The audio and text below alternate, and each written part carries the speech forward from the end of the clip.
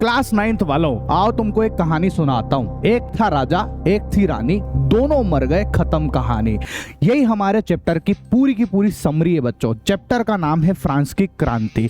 ध्यान से सुनना, एनिमेशन के साथ मैं समझाऊंगा, एकदम मजा आ जाएगा बेटा, ठीक है। कहानी की शुरुआत होती है 14 जुलाई 1789 में। फ्रांस का एक शहर पेरिस, उसके अंदर आतंक का माहौल था बच्चों, ठीक है। राजा ने वहां पे अपनी सेना भेज दी थी। आतंक होगा तो सेना भेजेंगे ही सही। अब हुआ क्या कि अफवाह फैल गई कि भैया राजा ने आदेश दे दिया है सैनिकों को कि लोगों के ऊपर गोलियां चला दो, अंधाधुंध गोलियां चला दो।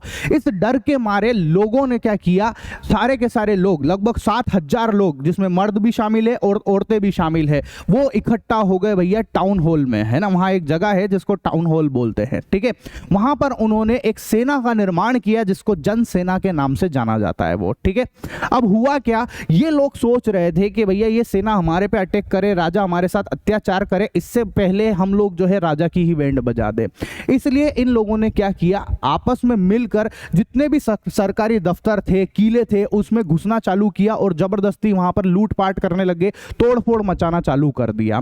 हुआ ये कि भैया जो फ्रांस है उसके पूर्व की तरफ भी कुछ लोग घुसने लग गए थे, मतलब जो लोग हैं वो पूर्व की तरफ बढ़ने लग गए थे। अब पूर्व की तरफ एक किला था जिसको बोलते हैं बास्तिल का किला, बेसिकली एक जेल हुआ करती थी, है ना।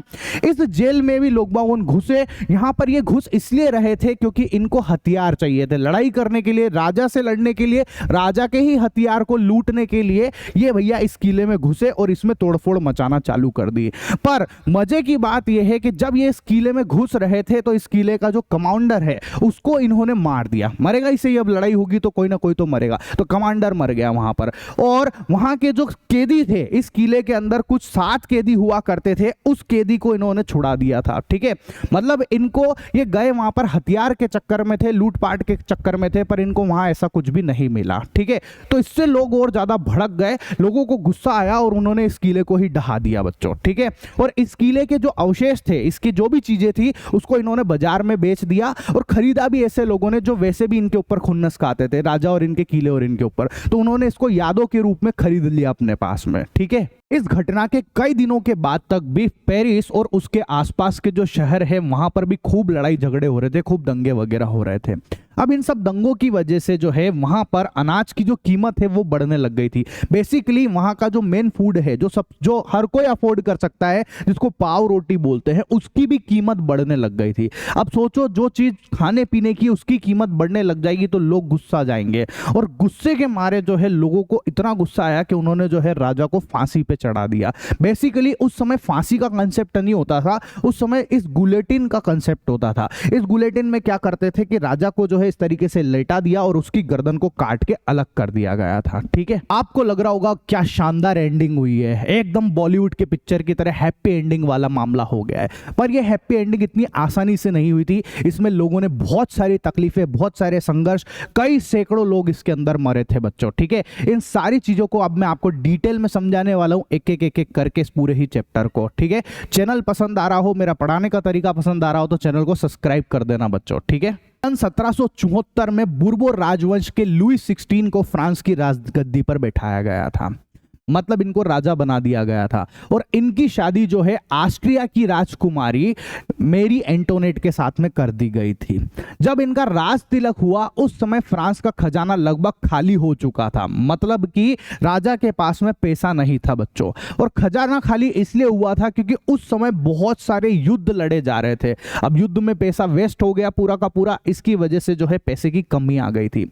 इसके अलावा फ्रांस के वर्साई के अंदर बड़े बड़े विशाल महल हुआ करते थे।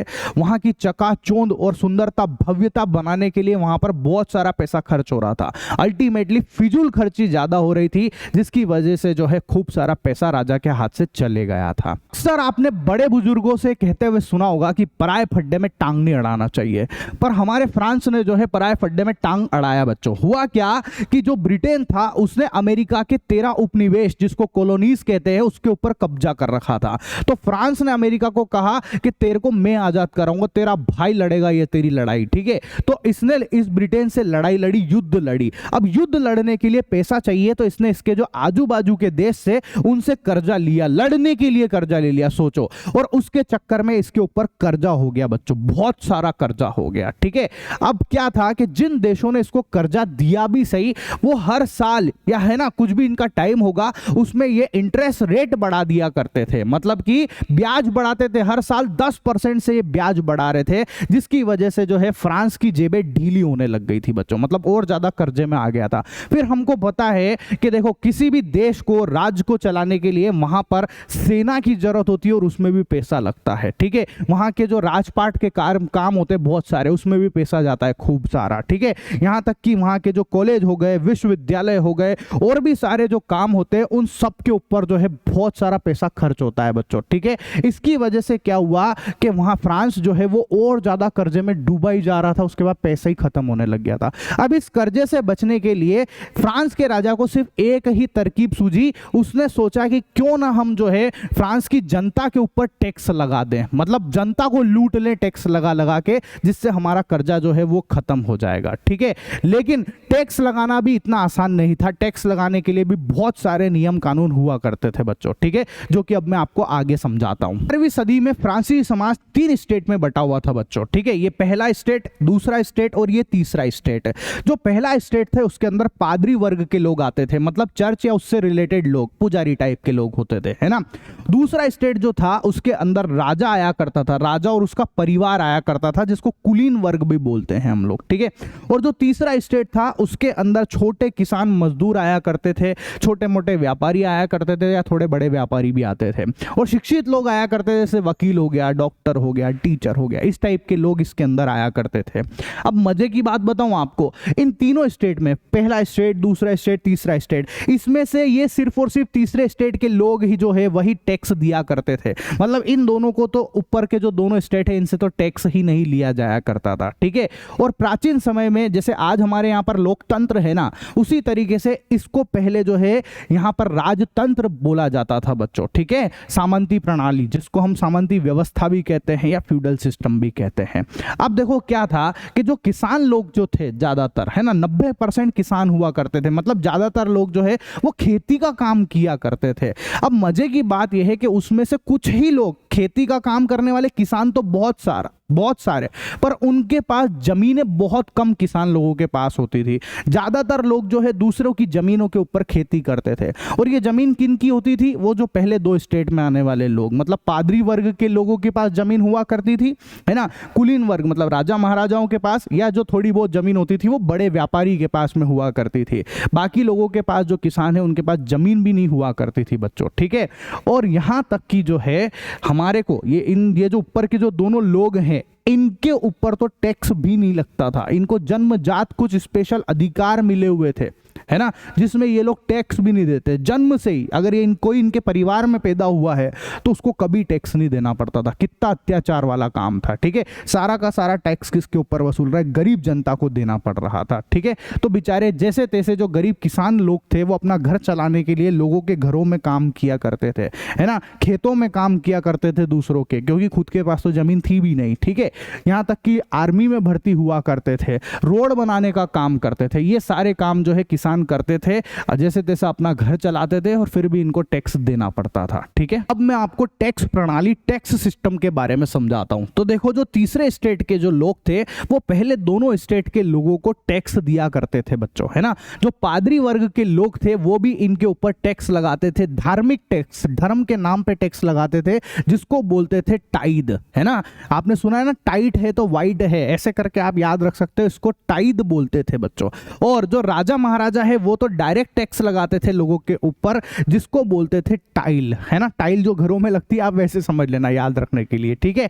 तो इस तरीके से बेचारे जो तीसरे स्टेट के लोग थे उनके ऊपर टैक्स लगता था, ये तो डायरेक्ट टैक्स होते थे। और बहुत सारे इनडायरेक्ट टैक्स भी हुआ करते थे जो खाने पीने की चीजों के ऊपर लग जाते थे, जैसे कि नमक के ऊपर टैक्स लगता था, इनडायरेक्ट टैक्स, ठीक है, जुड़ा हुआ ही है, मतलब चीजों में उसके पैसे में ही जुड़ा हुआ है वो। ऐसे ही जो तंबाकू है उसके ऊपर भी टैक्स लगता था। तो इस तरीके से पहले की टैक्स प्रणाली हुआ करती थी बच्चों, है ना। और ये दोनों तो कभी टैक्स देते ही नहीं थे, ठीक है। नेक्स्ट टॉपिक है हमारा जीने का संघर्ष बच्चों। तो देखो क्या हुआ कि 1715 के अंदर फ्रांस की आबादी 2.3 करोड़ थी और 1789 में ये आबादी बढ़कर 2.8 करोड़ हो गई। अब आबादी तो बढ़ गई लेकिन खेती नहीं बढ़ी थी। अब खेती नहीं बढ़ने की वजह से खाने पीने की जो चीजें हैं उनकी डिमांड बढ़ती जा रही थी। क्यों? क्योंकि लोग ज्यादा होते जा रहे थे, जिससे जो पाव रोटी है उसकी कीमत भी बढ़ने लग गई थी। अब जो बेचारा गरीब वर्ग का लोग, जो किसान थे, जो डेली काम करते, डेली कमाते, उनके लिए जो है खाने पीने के फोड़े पड़ने लग गए थे। उनको ये पाव रोटी की कीमत जो है ये भी बढ़ गई, तो उनको पाव रोटी भी नसीब नहीं हो रही थी बच्चों। इसकी वजह से क्या हुआ कि इन्हीं के स्टेट के जो लोग थे, जो थोड़े पढ़े लिखे थे, जो अच्छे पैसे वाले थे, उनको इतना भी इससे फर्क नहीं पड़ रहा था, वो अपना काम चला रहे थे। जिसकी वजह से ये बेचारे जो मजदूर लोग हैं, किसान लोग हैं, वो इनसे भी लड़ने लग गए थे। मतलब इनके स्टेट के लोगों से भी लड़ने लग गए थे। इनके बीच में भी जो है गहरी खाई आ गई थी बच्चों। खाई आ गई मतलब मन मुटाव हो गया था, है ना। अब ऐसी चीजों की वजह से इन जो किसान लोग हैं, मजदूर लोग हैं, इनकी जीविका के ऊपर संकट आ गया था बच्चों, ठीक है। जीविका का संकट किसको कहते हैं? जैसे कि अगर किसी व्यक्ति को खाना ही नहीं मिल रहा है, बेसिक नीड पूरी नहीं हो रही है, उसका घर ही नहीं है ना, उसके पास पहनने के लिए कपड़े नहीं है, उसके पास पीने के लिए साफ पानी नहीं है, अगर किसी व्यक्ति के पास ये सब चीजें नहीं है तो उसके ऊपर जीने का संकट है उसके ऊपर। इसी को हम लोग बोलते हैं जीविका का संकट, ठीक है। अब क्वेश्चन उठता है कि आखिर ये जीविका का संकट आता कैसे है, ठीक है। तो देखो क्या होता है, इसकी शुरुआत होती है फसल से। अगर किसानों ने फसल उगाई और वो फसल खराब हो गई बेटा, तो अगर खराब फसल होती है तो उसकी वजह से अनाज की कमी हो जाती है। अनाज की कमी होने की वजह से खाद्य पदार्थों की कीमत बढ़ने लग जाती है, खाने पीने की जो चीजें हैं वो बढ़ जाती है, जिससे गरीब लोग जो है वो अनाज खरीद ही नहीं पाते हैं, रोटी खरीद ही नहीं पाते हैं। अब जब गरीब लोग खाना नहीं खरीद पाएंगे तो भैया वो आपस में लड़ेंगे, फिर खाद्य के दंगे होंगे। इस खाने के लिए जो है लोग लड़ाई करने लग जाते हैं, दंगा फसाद करने लग जाते हैं, और जो है लोगों का शरीर जो है वो भी कमजोर हो जाता है। सोचो ना, आपको बहुत दिन तक अगर खाना ही अच्छा नहीं मिलेगा तो आपका शरीर कमजोर हो जाता था। इसकी वजह से जो है बहुत सारी बीमारियां, बहुत सारे रोग, महामारी फैलने लग जाती थी, ठीक है। और इसी महामारी के चलते जो है कई लोगों की मृत्यु हो जाती थी, लोग मर जाते थे, ठीक है। और जो लोग दंगा करते थे ना, उन दंगों की वजह से भी कई लोगों की मृत्यु होती थी बच्चों, ठीक है।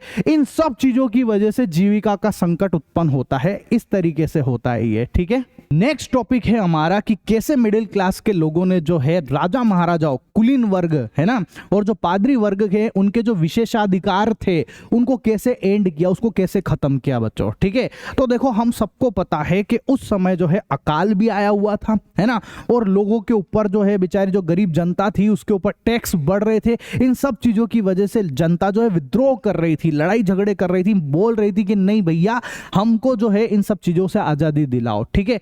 पर इन लोगों के पास में ना तो पैसा था और ना ही शिक्षा थी, इनको कोई आइडिया ही नहीं था कि किस तरीके से काम किया जाए, किस तरीके से आजादी दिलाया जाए, ठीक है। तो इन सब चीजों की जिम्मेदारी फिर लेते हैं मिडिल क्लास के लोग। ये वे लोग थे जिनके पास पैसा भी था और जो शिक्षित लोग होते थे, इन्होंने दुनियादारी देख रखी थी, इनको पता है कि किस तरीके से काम किया जाता है, ठीक है।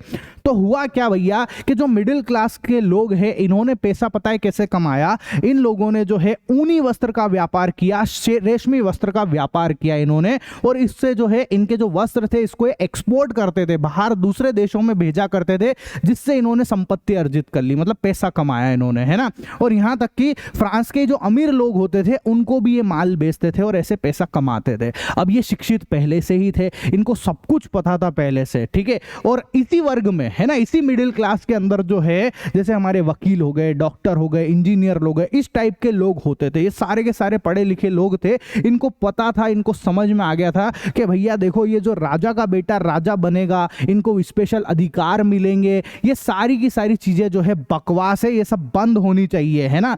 जबकि लोगों को जो सारी की सारी सुविधा मिलनी चाहिए वो उनकी हैसियत, उनकी कैपेबिलिटी के हिसाब से मिलनी चाहिए। मतलब किसी में योग्यता है तो भैया उसको सारी की सारी चीजें मिले, उसको भी अधिकार मिले, वरना जो जो है सिर्फ इसलिए नहीं मिलना चाहिए कि राजा का बेटा राजा या तुम पहले से किसी घर में अमीर घर में आ गए इसलिए तुमको कोई अधिकार नहीं मिलना चाहिए। अब दो दार्शनिक जिनको फिलोसोफर भी कहते हैं, जिनका नाम था जॉन लॉक और जो जॉक रूसो बच्चों, ठीक है, इन्होंने अपनी 2 ट्रीटीज ऑफ गवर्नमेंट के तहत लोगों को यह समझाया भैया कि देखो हमको भी स्वतंत्रता होनी चाहिए, स्वतंत्रता के सारे अधिकार होने चाहिए, समान अधिकार होना चाहिए, किसी को भी स्पेशल जन्मजात अधिकार नहीं मिलने चाहिए बच्चों, ठीक है। इस तरीके से इन दोनों ने मिलकर कुछ काम किया और लोगों को समझाया, है ना।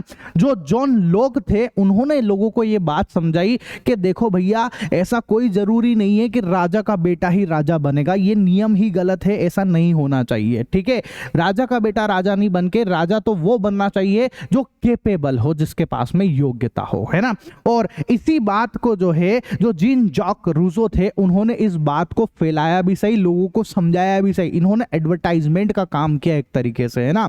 और इन्होंने ये बात भी बताई कि जो सरकार बननी चाहिए वो राजा के बेटे राजा बने ऐसे नहीं बननी चाहिए, सरकार हमेशा एक आदमी के ऊपर डिपेंड नहीं होनी चाहिए, सरकार हमेशा सामाजिक अनुबंध मतलब सोशल कॉन्ट्रैक्ट के तहत बननी चाहिए जिसमें सभी लोगों का कहीं ना कहीं योगदान हो उसके ऊपर, ठीक है।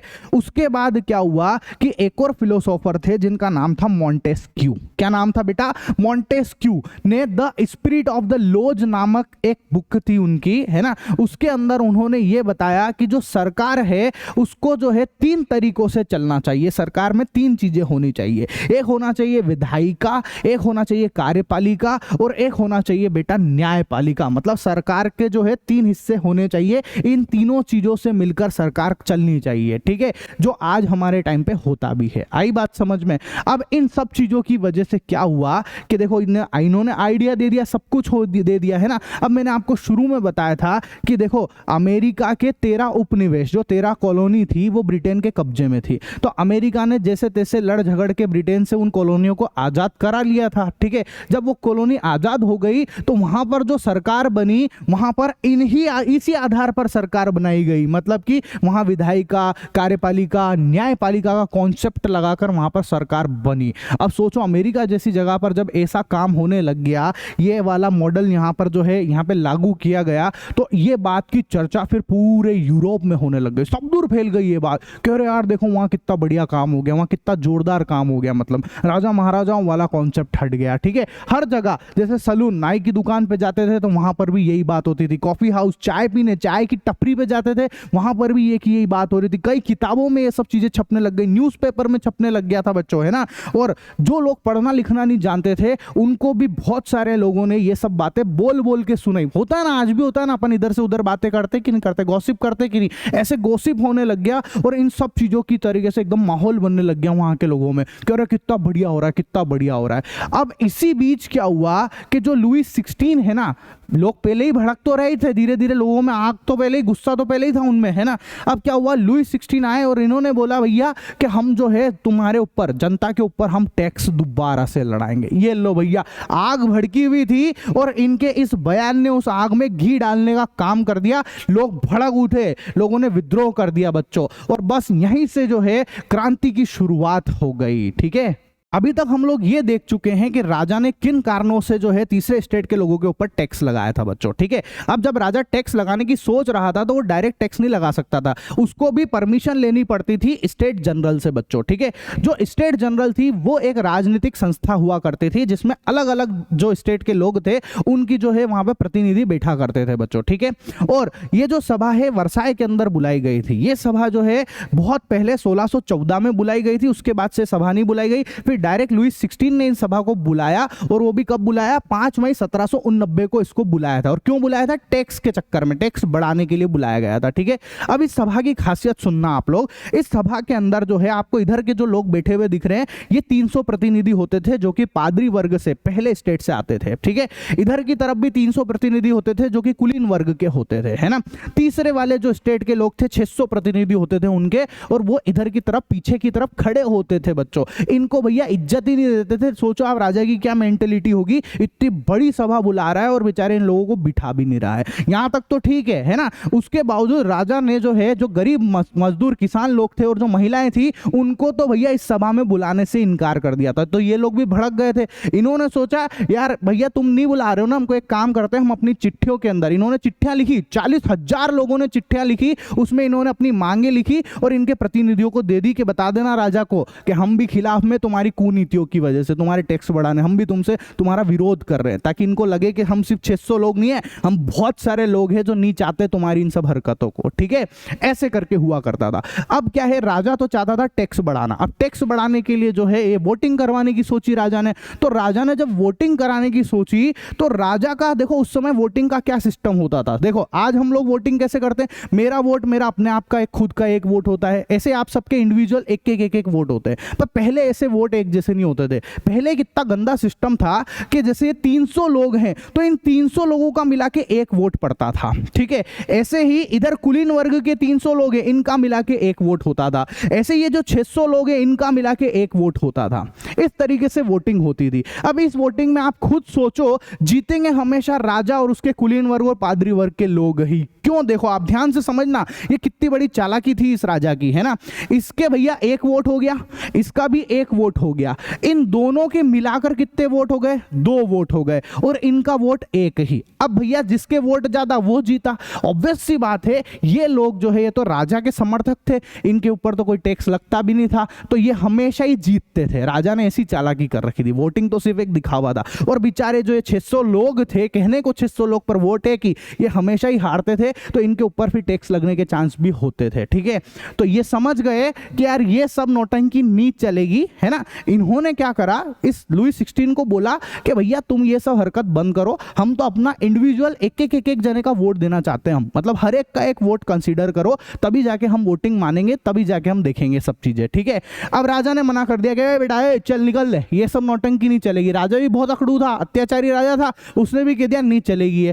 इनको आया गुस्सा, इन्होंने कहा भाड़ में जाओ तुम और तुम्हारी सभा, हम निकलते तुम्हारी सभा को छोड़ के निकल गए ये। ठीक है, अच्छा ये लोग बेचारे गरीब लोग थे, अब इनको इतनी बुद्धि कहां से आई, तो कोई तो समझदार होगा ना जिसने इन सबको ये सब चीजें सिखाई है। तो किसने सिखाई थी पता है, ये सब चीजें सिखाई थी जेन जैक रूसो, ये जो फिलोसोफर था, जो दार्शनिक था, उसने एक किताब लिखी थी जिसके अंदर लिखा, जो जिसका नाम था द सोशल कॉन्ट्रैक्ट करके। ठीक है, उसके अंदर यही मतलब सामाजिक अनुबंध, उस किताब में ये सारी बातें बताई गई थी कि हमेशा एक का एक वोट होना चाहिए, सब बातें बताई थी। तो ये सारा ज्ञान इनको मिला। अब ये लोग जो है 600 प्रतिनिधि जो कि तीसरे स्टेट के होते थे, वो भैया छोड़ के भाग गए, है ना।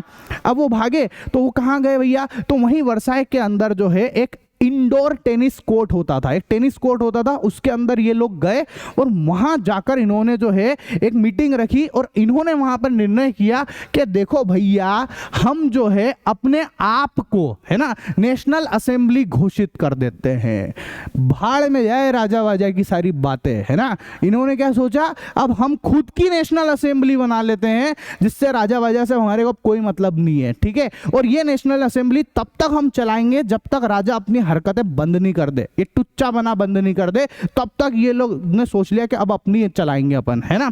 तो भैया राजा ने तो मानी नहीं। अब राजा को लगा कि यार ये तो लोगों ने कांड कर दिया और लोग भी तैयार नहीं हो रहे मानने के लिए। ठीक है, और इन लोगों का नेतृत्व पता है कौन कर रहे थे, इनका नेतृत्व कर रहे थे ये दोनों, मीराबाऊ और आब्बे सिए। मीराबाऊ का जन्म जो है वो एक कुलीन परिवार में हुआ था बच्चों, मतलब ये अमीर था, इसको समझ थी, ये शिक्षित भी बहुत ज्यादा था। ठीक है, लेकिन इसको ये बात पता थी कि ये देखो ये जो सामंती वाली विशेष अधिकार वाला जो कॉन्सेप्ट है ना कि राजा का बेटा ही राजा बनेगा, ये सब, इससे ये सहमत नहीं था। ये भी इन सब चीजों के विरोध में था। ये मानता था कि नहीं यार, हर एक व्यक्ति को सारे अधिकार मिलने चाहिए, चाहे वो अमीर हो चाहे गरीब हो, इसलिए ऐसा सोचता था। ठीक है, इसने क्या किया, इसने जो है इसकी इन बातों को किताब बना के लिखा भी सही, प्रचार भी किया उसका, और खुद जो है बहुत सारे लोगों की भीड़ को बुलाता था, उनको भी समझाता था कि देखो तुम्हारे ये अधिकार है और ये तुमको मिलने भी चाहिए, ये सब नौटंकी नहीं चलनी चाहिए राजा वाली। ठीक है, ऐसे ही एक और थे आबे सीए, ये पादरी वर्ग से आते थे बेटा, है ना, मतलब ये भी अच्छे शिक्षित और पैसे वाले आदमी थे,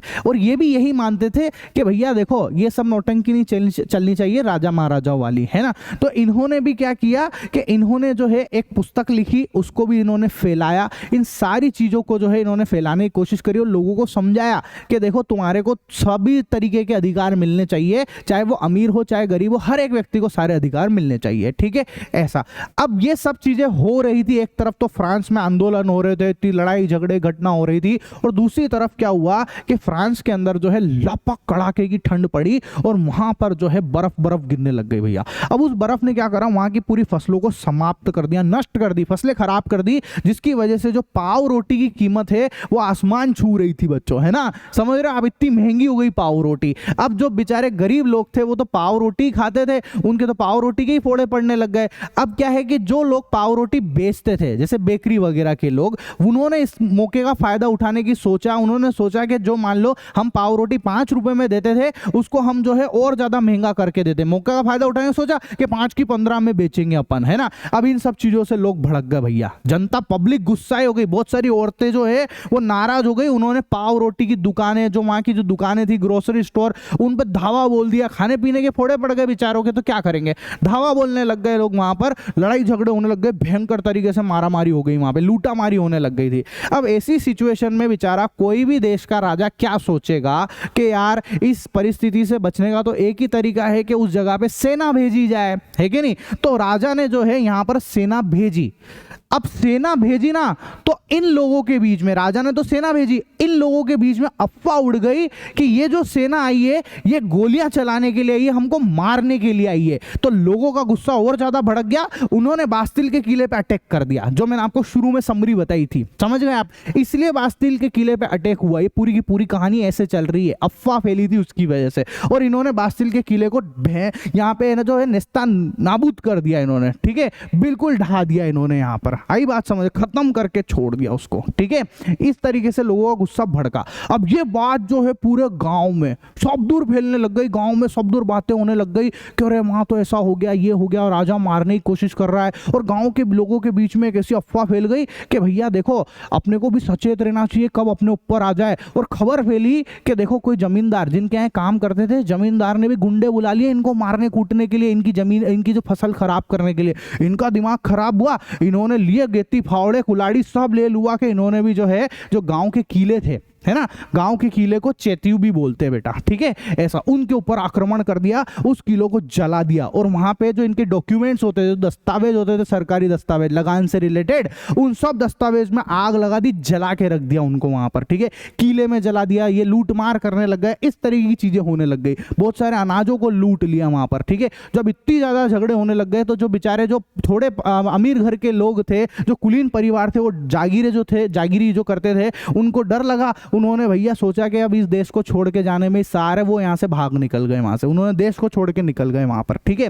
और अब इतना सारा माहौल बन गया खतरनाक वाला, तो राजा ने फिर सोचा कि भैया अब तो मेरे को लोगों की माननी ही पड़ेगी। तो राजा ने जो है फिर समर्थन दिखाया, ठीक है, कि यार हम तुम्हारी नेशनल असेंबली जो तुमने बनाई है इसको समर्थन करता हूं, मैं मेरी इन सब चीजों को बंद करता हूं, है ना, और मेरे संविधान पर इस नेशनल असेंबली का जो है अंकुश लगेगा, संविधान का, मेरा जो चीजें है उसके ऊपर संविधान का अंकुश लगेगा बच्चों। मतलब इन्होंने इस नेशनल असेंबली को मान्यता देनी पड़ गई मजबूरन राजा को। 4 अगस्त 1789 की रात को असेंबली ने जो कर लगाने वाले लोग थे, जो तीसरे स्टेट, जो बेचारे गरीब थे, उनके ऊपर जो कर लगाते थे ये दोनों, इनकी सरकार को बैन कर दिया भैया, बोल दिया इनके बेटा बंद कर देना है सारी की सारी नौटंकी, अब नहीं चलेगा ये सारा का सारा काम, ठीक है। और भैया इन लोगों के पास में जो पादरी वर्ग के लोग थे, इन्होंने चर्च के नाम पे, धर्म के नाम पे बहुत सारी जमीन और बहुत सारा पैसा इनने अपने कब्जे में ले रखा था। तो सरकार ने उन सारी जमीन और पैसे जो है उनको छुड़ाया, है ना, उनकी सील कर दिया और खुद सरकार के हाथ में ले लिया, पूरा पैसा सरकार के अंडर में आ गया, जिसकी वजह से सरकार की जो पैसा है उसमें भैया 20 अरब लिब्रे, मतलब सरकार की संपत्ति जो है 20 अरब लिब्रे इतनी बढ़ गई थी बच्चों, इतना इजाफा हो गया था, सोचो कितना पैसा आया होगा सरकार के पास में, ठीक है। और तो अच्छा भी एक तरीके से, है ना। अब क्या हुआ, इसी बीच नेशनल असेंबली ने सन 1791 में संविधान का प्रारूप लिख दिया था, मतलब संविधान लिख रही थी, है ना, और वो भी हो गया था पूरा, ठीक है। इस संविधान में यह बताया गया कि देखो सारी इसका मकसद सिर्फ यही था कि जो देश की पावर है वो सिर्फ एक राजा के हाथ में नहीं होनी चाहिए, एक आदमी के हाथ में केंद्रित नहीं होनी चाहिए। ये पूरी की पूरी जो ताकत है ये 3 लोगों में बटी हुई होनी चाहिए। एक होता है विधायिका, जिसको आज हम बोलते हैं ना, अपने यहाँ पे विधायक होते हैं ना, उसमें होना चाहिए। एक कार्यपालिका और एक होता है न्यायपालिका। तो वहां से जो है संविधान में जो है लोकतंत्र का कॉन्सेप्ट आया बच्चों। इस तरीके से फ्रांस जो है वो भी एक संवैधानिक राजतंत्र बन गया था। तो हमारा नेक्स्ट टॉपिक है 1791 के संविधान के अंतर्गत राजनीतिक व्यवस्था को समझना बच्चों। ठीक है, तो देखो अभी तक हम ये देख चुके हैं कि हमारे जो संविधान है उसके अंदर 3 तरीके की चीजें होती थी, विधायिका, कार्यपालिका और न्यायपालिका। सबसे पहले हम लोग विधायिका को समझ रहे हैं। जो विधायिका है ना बच्चों, उसके अंदर नेशनल असेंबली होती थी जिसमें 745 सदस्य होते थे। ठीक है, इन 745 सदस्यों को निर्वाचकों के द्वारा चुना गया था। ठीक है, कितने निर्वाचक थे? 50,000 पुरुष होते थे, उन्होंने इन असेंबली को चुना था बेटा। ठीक है, ऐसा। अभी भी देखो पुरुष लिखा हुआ है, महिलाएं अभी भी नहीं है बेचारी। ठीक है, ऐसा। और इन निर्वाचकों को जो है वहां की जो नागरिक होते थे उन्होंने चुना था, वोट देके चुनते थे वो। ठीक है, अब नागरिक जो है उस समय 2 तरीके के नागरिक होते थे। एक होता था सक्रिय नागरिक, एक होता था निष्क्रिय नागरिक। सक्रिय नागरिक वो होते थे जो वोट दे सकते थे, उनको सक्रिय नागरिक बोलते हैं, और जो वोट नहीं दे सकते उनको निष्क्रिय नागरिक बोलते हैं। अब सक्रिय नागरिक में वे लोग आते थे जो कि भैया 3 दिन की मजदूरी के बराबर टैक्स भरते हो। ऐसे लोग जो कि 3 दिन की मजदूरी के बराबर का टैक्स भरते हो उसको सक्रिय नागरिक बोलते थे। ठीक है, तो पूरी 2.8 करोड़ की आबादी में 40 लाख ऐसे सक्रिय नागरिक हुआ करते थे बच्चों। ठीक है, और निष्क्रिय नागरिक वो होते थे जो कि भैया वो मतलब वो मजदूरी भर भी नहीं, टैक्स भी नहीं भर पा रहे थे। दूसरी बात, उनकी उम्र भी कम थी, 25 वर्ष से छोटे होते थे वो। उसमें कुछ महिलाएं होती थी, महिलाओं को तो अभी भी वोट नहीं देने जा रहे थे, है ना, देने ही नहीं दे रहे थे उनको अभी भी। ठीक है, तो ये सक्रिय और ये निष्क्रिय नागरिक होते थे बच्चों। ठीक है, इसके बाद में आती है कार्यपालिका। कार्यपालिका के अंदर आता है सम्राट, राजा साहब, ठीक है, और मंत्री। जो सम्राट और मंत्री है उनके ऊपर कंट्रोल, नियंत्रण होता था किनका? असेंबली का। ये जो मैंने आपको अभी थोड़ी देर पहले पूरा यही सब बातें बताई है। ठीक है,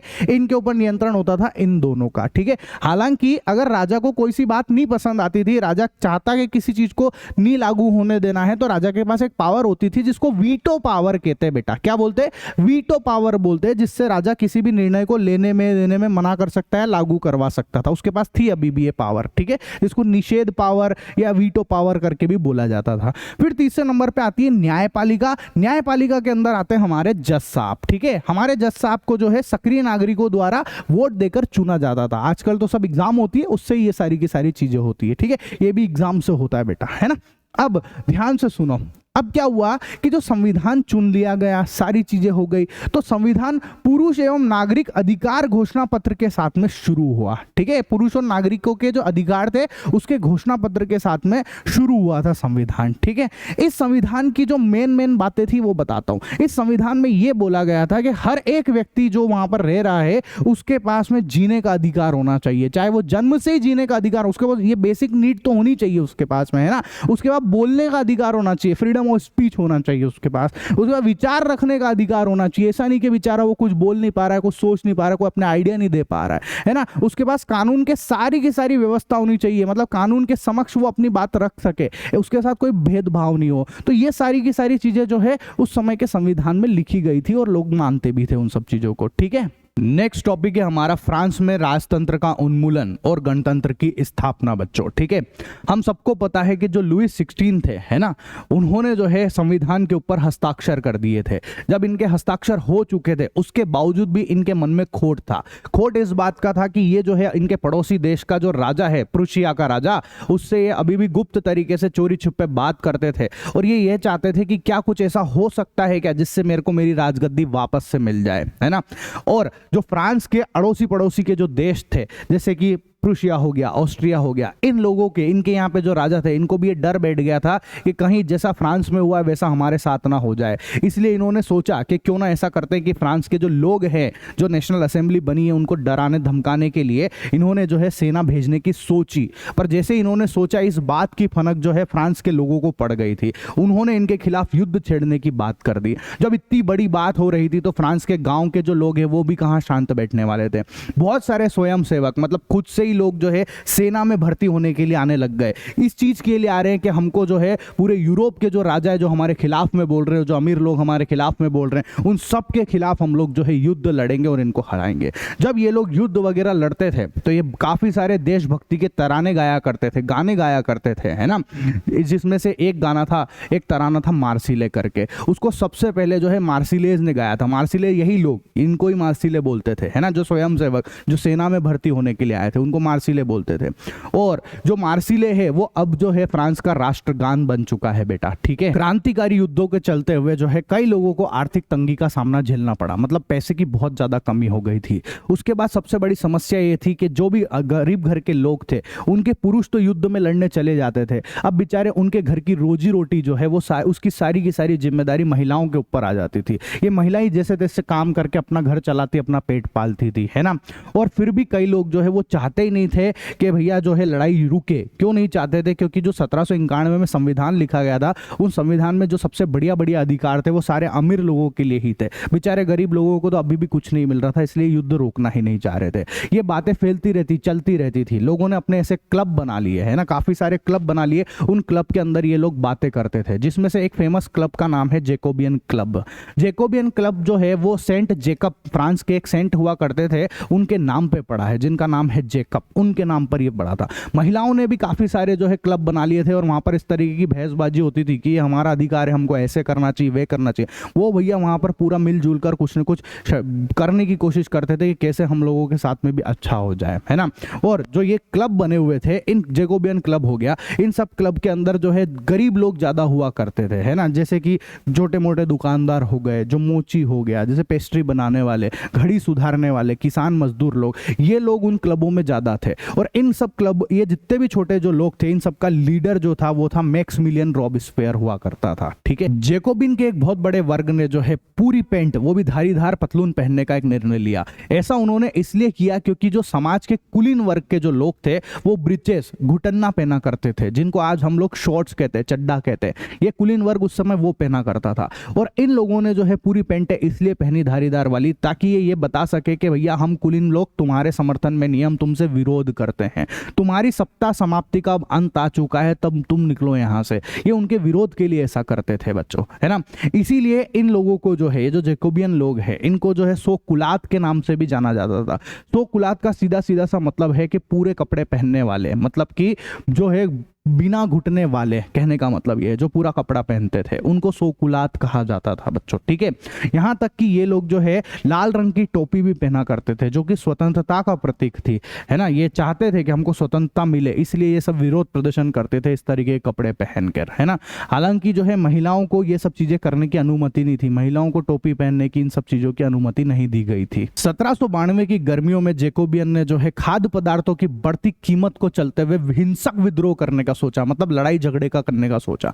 इसके लिए उन्होंने बहुत सारे पेरिस वासियों के साथ में मिलकर जो है ट्यूलेरे के महल पे अटैक कर दिया, वहां पर बहुत सारे रक्षकों को मार दिया, यहां तक कि राजा को जो है कई टाइम तक बंदी बनाकर रख लिया। उसके बावजूद भी ये लोग नहीं रुके, इनका गुस्सा अभी भी नहीं रुका। इन्होंने जो राज परिवार के लोग थे उनको जबरदस्ती जेल में ठूस दिया गया था, ठीक है। उसके बाद में क्या हुआ कि फिर भी इनका मन नहीं बना, तो इन्होंने सोचा हम चुनाव दोबारा से कराएंगे। अब जो चुनाव होंगे उसके अंदर कोई भी व्यक्ति जो 21 साल से बड़ा हो, है ना, उसकी उम्र 21 साल से ज्यादा होनी चाहिए। अब चाहे वो अमीर हो चाहे गरीब हो, उस व्यक्ति को वोट देने का अधिकार होना चाहिए। पहले ऐसा होता था कि पहले से अमीर लोग ही वोट देते थे, पर इन्होंने ये खत्म कर दिया कि नहीं, अब वोट हर कोई दे सकता है, ठीक है। और उस समय की जो नेशनल असेंबली थी उसको उन्होंने कन्वेंशन नाम दिया बेटा। ऐसा करके जो है 21 सितंबर 1792 को इन्होंने राजतंत्र, जो फ्रांस के अंदर राजतंत्र था, उसको पूरी तरीके से समाप्त कर दिया और गणतंत्र की स्थापना कर दी गई। मतलब फ्रांस जो है अब स्वतंत्र हो चुका था। गणतंत्र का मतलब होता है कि राजा का बेटा राजा नहीं बनेगा, अब राजा वो बनेगा जो इसको जनता चुनेगी, मतलब जनता जिस प्रमुख को चुनेगी वही राज करेगा, है ना, और वही सब जनता की बात भी मानेगा। और फिर क्या हुआ कि जो देशद्रोह लुई 16 था, उसके ऊपर देशद्रोह के आरोप लगे थे, जिसकी वजह से उसको मौत की सजा सुनाई गई और उसको गिलोटिन पर डालकर जो है उसका गर्दन काट के अलग कर दिया गया। सेम चीज जो है इसकी रानी जो थी मेरी एंटोनिट, उसके साथ में भी ऐसा किया गया, उसकी भी गर्दन काटकर हत्या कर दी गई थी। अब हम लोग समझते बच्चों आतंक राज को। 1793 से लेकर 1794 तक का जो समय था उसको आतंकी युग या आतंक राज का समय कहा जाता था बच्चों, ठीक है। अब हम सबको पता है कि जो रॉबस्पियर था वो नेशनल असेंबली का प्रमुख चुना गया था, और इसके चुनने के बाद में जो है इसने जो भी नियम कानून बनाए थे, असेंबली के जो भी नियम कानून थे, अगर कोई व्यक्ति उसको नहीं मानता था तो ये उसको जो है जेल में डलवा देता था, फिर उसके ऊपर न्यायालय की तरफ से मुकदमा चलता था, और दोषी पाए जाने पर जो है उसको गिलोटिन पर चढ़ाकर उसका सर धड़ से अलग कर दिया जाता था, ठीक है। गिलोटिन एक प्रकार की मशीन थी जिसके ऊपर जो है धारदार हथियार लगा होता था, उसमें उस व्यक्ति के इस तरीके से लगाया जाता था सर ऐसे करके, और उससे उसको काट के अलग कर दिया जाता था। इस मशीन का आविष्कार जो है गिलोटिन नाम के एक वैज्ञानिक थे उन्होंने करा था, इसीलिए इसका नाम जो है गिलोटिन पड़ गया था बच्चों, ठीक है। और क्या क्या किया इन्होंने जो है जो मजदूरी थी, लोग जो मजदूर करते थे उनकी मजदूरी को भी फिक्स कर दिया था, मतलब इससे ज्यादा मजदूरी नहीं मिलेगी तुमको, ठीक है। और जो खाने पीने की चीजें थी, जो पाव रोटी थी, उसकी राशनिंग कर दी इन लोगों ने, है ना। यहां तक कि जो किसान जो है अपना माल शहर में बेचते थे, उस माल के ऊपर भी इन्होंने ये नियम लगा दिया कि जो हम सरकारी कीमत तय करेंगे उसी पर ही तुम लोगों को ये माल बेचना पड़ेगा, उससे ज्यादा पे नहीं बेचना पड़ेगा, मतलब ये जबरदस्ती करने लग गए थे, ठीक है। और फिर जो है खाने पीने की चीजें जैसे कि आटा, है ना, तो बहुत बढ़िया जो भूरा आटा होता था उसके खाने पर इन्होंने मनाही कर दी थी कि कोई भी इसको नहीं खाएगा, सभी लोग उस आटे को खाएंगे, जिसकी वजह से जो है ये इस टाइप की एक रोटी बनती थी जिसको समता रोटी कहते थे। इस रोटी को ही सब लोगों को खाने के लिए जबरदस्ती बाध्य कर दिया गया था। वो ऐसा मानता था कि सभी लोग इस रोटी को खाएंगे तो बराबरी माने जाएंगे, सब लोग एक जैसे माने जाएंगे, इस तरीके से उटपटांग सोच उसकी आया करती थी बच्चों, ठीक है। और बहुत सारे लोग जो बोलचाल की भाषा में यूज होने वाले शब्द जैसे कि हम बोलते हैं ना आज सर और मैडम, उनको बंद कर दिया गया था। सोचो ना आप कितना जबरदस्ती कर रहा है कि सर मैडम को ही बंद करवा दिया उसने। सर और मैडम की जगह पर जो है उसने यूज करने को बोला सीतोएन और सीतोइन बच्चों, ठीक है। सीतोएन और सीतोइन का मतलब होता है नागरिक और नागरिका। इन शब्दों का प्रयोग करने पर उसने जबरदस्ती लोगों को परेशान करा, जो भी लोग नहीं मानते थे उनकी वो बैंड बजा देता था, ठीक है। और उसने यहाँ तक कि जो चर्च की जमीनें थी उन सबको हड़प ली उसने, और दफ्तर में वहां पर सरकारी कार्यालय वगैरह इन सब चीजों को बना दिया, मतलब वो धर्म के ऊपर भी अटैक करने लग गया था। अब इन सब चीजों से लोग परेशान हो गए थे, त्राही त्राही करने लग गए थे उसके समर्थक ही, और फिर उसके ऊपर न्यायालय में जो है मुकदमा चला और अंत में उसको काट के फांसी दे दी गई। फांसी मतलब गिलोटिन पे चढ़ा दिया गया और उसको मार दिया गया था बच्चों। अब हम लोग समझते हैं डायरेक्टरी शासित फ्रांस को बच्चों, ठीक है। हम सबको पता है कि जो जैकोबियन है उनकी सत्ता का जो है वो खात्मा हो चुका था, उनका पतन हो चुका था बच्चों, ठीक है। अब सारी की सारी जो पावर है, जो सत्ता है, वो मिडिल क्लास में जो अमीर वर्ग के लोग थे उनके पास में आ चुकी थी बच्चों, ठीक है। इन लोगों ने भी जो है संविधान को ध्यान में रखते हुए जो गरीब वर्ग के लोग थे, जो गरीब थे और जो महिलाएं थी उनको वोट देने से वंचित कर दिया गया था, मतलब महिलाएं जो है वो अभी भी रूठी हुई थी इन लोगों से, ठीक है। यहां तक कि इन लोगों ने क्या किया कि जो विधायिका थी उसके अंदर 2 विधान परिषदों का प्रावधान कर दिया गया था, ठीक है। और जो कार्यपालिका है उसके अंदर 5 सदस्यों वाली एक डायरेक्टरी का उन्होंने चयन कर दिया गया था। ऐसा इसलिए किया गया था क्योंकि ये लोग चाहते थे कि कार्यपालिका किसी एक व्यक्ति के हाथ में पूरी की पूरी ताकत ना चली जाए, इसलिए इन्होंने 5 सदस्यों वाली डायरेक्टरी बनाई है। अब इससे हुआ क्या, लेकिन इससे प्रॉब्लम होने लग गई। प्रॉब्लम ये हुई कि ये जो डायरेक्टरी और ये जो विधान परिषद है इनके आपस में अक्सर झगड़े हुआ करते थे, मतलब इनकी आपस में ही नहीं बन रही थी। इसकी वजह से कई बार विधान परिषद जो है इन डायरेक्टरी को बर्खास्त करते थे, मतलब हटा देते, फिर नए बनाते थे, फिर हटा देते थे, फिर नए बना देते, सदस्य बदलते रहते थे, ऐसा चलता ही रहता था, तो कभी भी ढंग से काम नहीं हो पाता था। इन सारी चीजें, ये सारी प्रॉब्लम हो ही रही थी, और इन सब चीजों को देखते हुए वो कहते हैं ना कि 2 बिल्ली की लड़ाई में बंदर मजा मार जाता है। उसी समय जो है नेपोलियन बोनापार्ट की एंट्री होती है बच्चों। उन्होंने देखा कि भैया ये इनकी लड़ाई चल रही है, अच्छा मौका है, मैं भी राज कर सकता हूँ। नेक्स्ट टॉपिक है हमारा, क्या महिलाओं के लिए भी क्रांति हुई थी? तो बिल्कुल हुई थी बच्चों, ठीक है, क्योंकि महिलाओं ने भी जो है शुरू से ही बढ़ चढ़कर बहुत सारा काम किया था, अहम भूमिका निभाई थी इन सब चीजों के अंदर, है ना।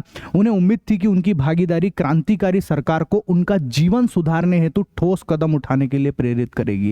वो जानती थी कि सरकार हमारे लिए भी कुछ ना कुछ करेगी, इसलिए जो है इन सब चीजों को करती थी वो भी, ठीक है, एक्टिवली पार्टिसिपेट करती थी सारी की सारी चीजों में।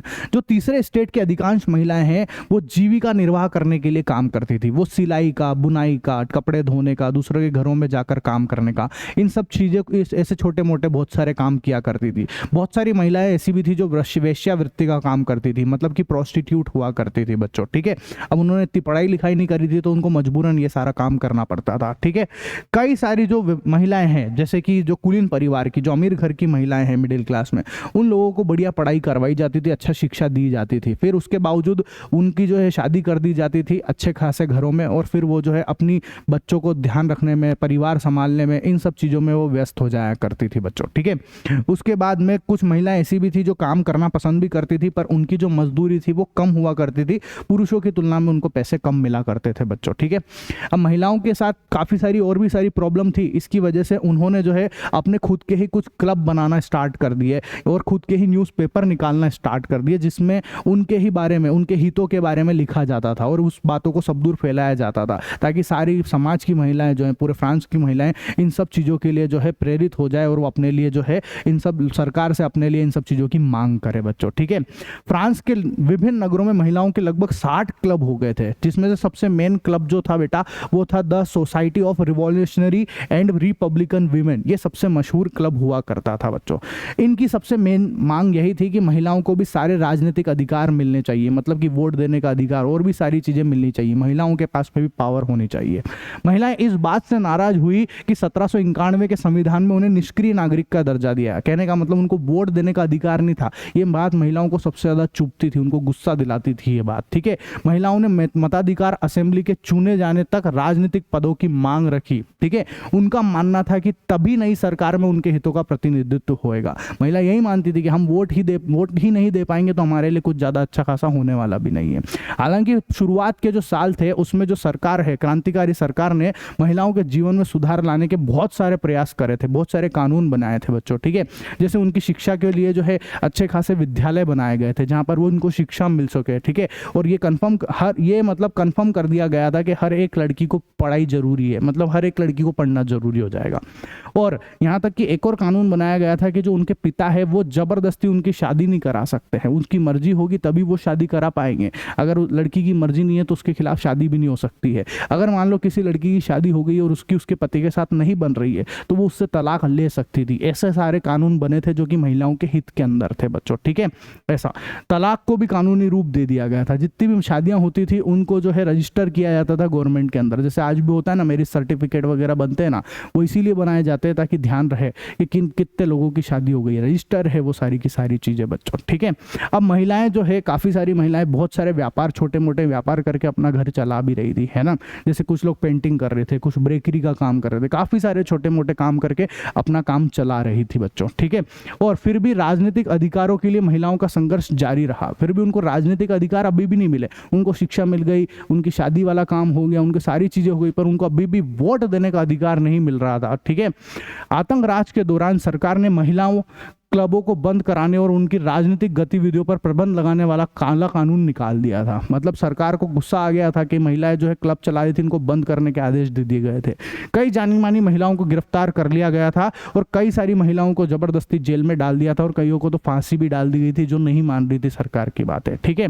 मताधिकार और समान वेतन के लिए महिलाएं फिर भी नहीं रुकी, वो फिर भी जो है कहीं ना कहीं अपना मोर्चा संभालती रही, कहीं ना कहीं जो है वो आंदोलन करती रही बच्चों, ठीक है। ऐसा चलता रहा और फिर 1946 में फ्रांस की महिलाओं को मताधिकार हासिल कर लिया। फाइनली इनको मत देने का जो है वो अधिकार मिल ही गया कैसे कैसे करके, ठीक है। नेक्स्ट टॉपिक है हमारा दास प्रथा का उन्मूलन बच्चों। दास प्रथा का मतलब होता है कि लोगों से जबरदस्ती जो है गुलाम बनवाकर उनसे कुछ काम करवाया जाता था, उसको दास प्रथा बोलते थे। अब इनसे उन्मूलन मतलब आजादी कैसे मिली, इस चीज को मैं आपको समझाता हूं बच्चों, ठीक है।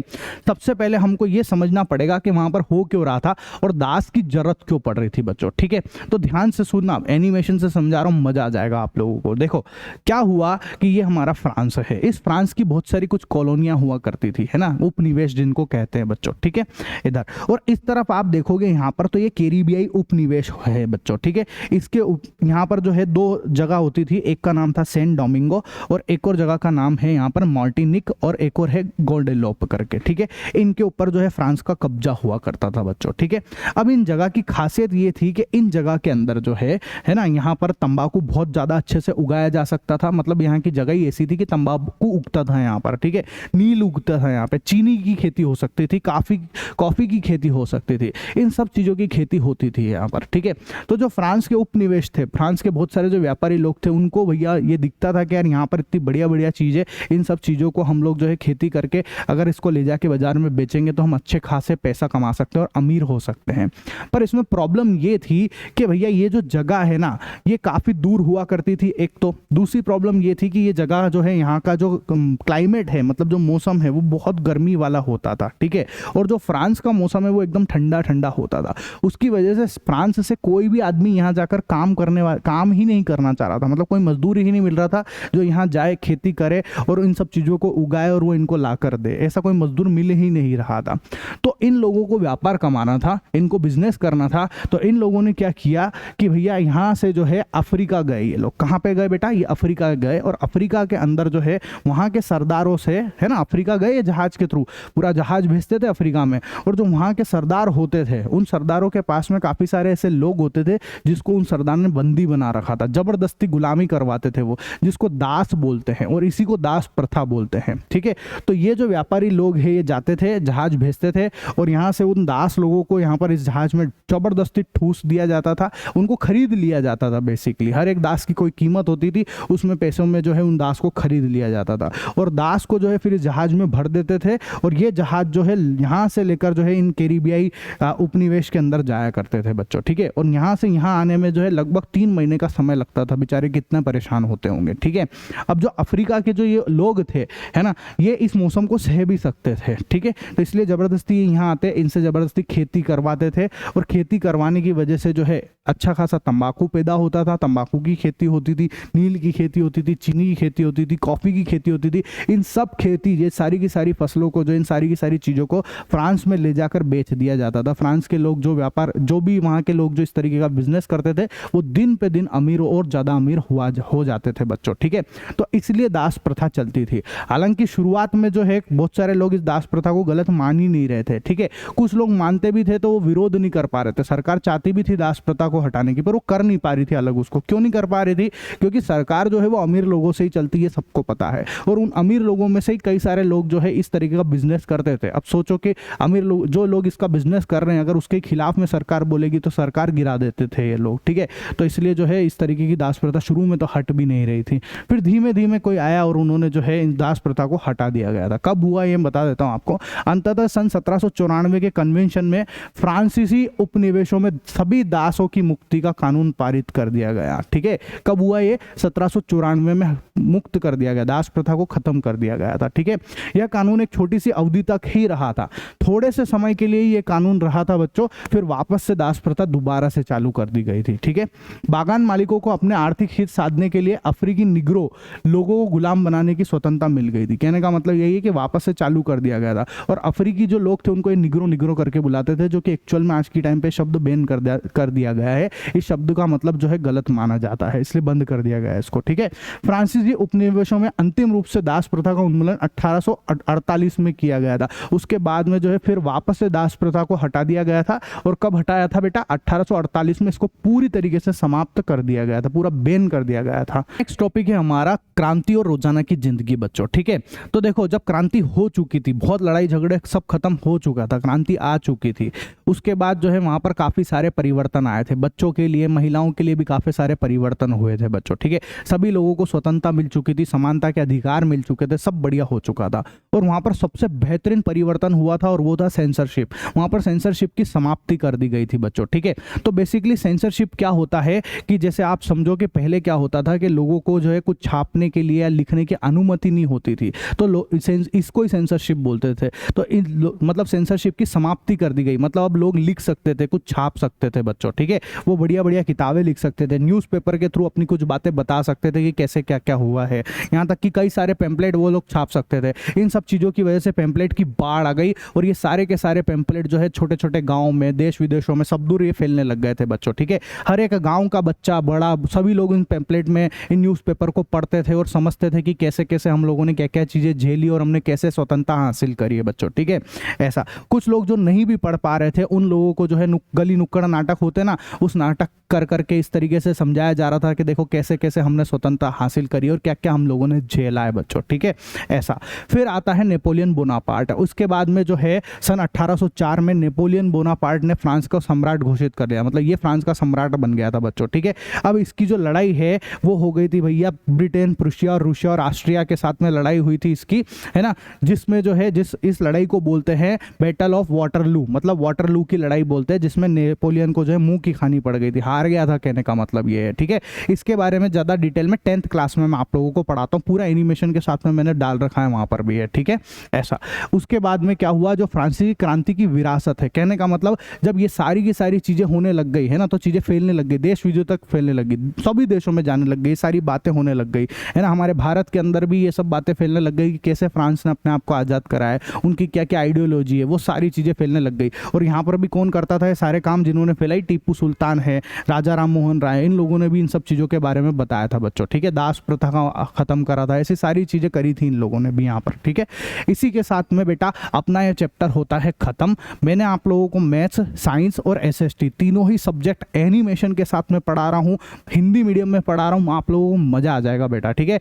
पसंद आया हो तो चैनल को सब्सक्राइब कर देना, शेयर कर देना अपने दोस्तों के साथ में। मिलते हैं हम हमारे नेक्स्ट वीडियो लेक्चर के अंदर, तब तक के लिए टाटा बाय बाय बच्चों। और पूरा देखा है आप लोगों ने, इसके लिए आप सभी को बहुत सारा प्यार और थैंक यू बच्चों, ठीक है।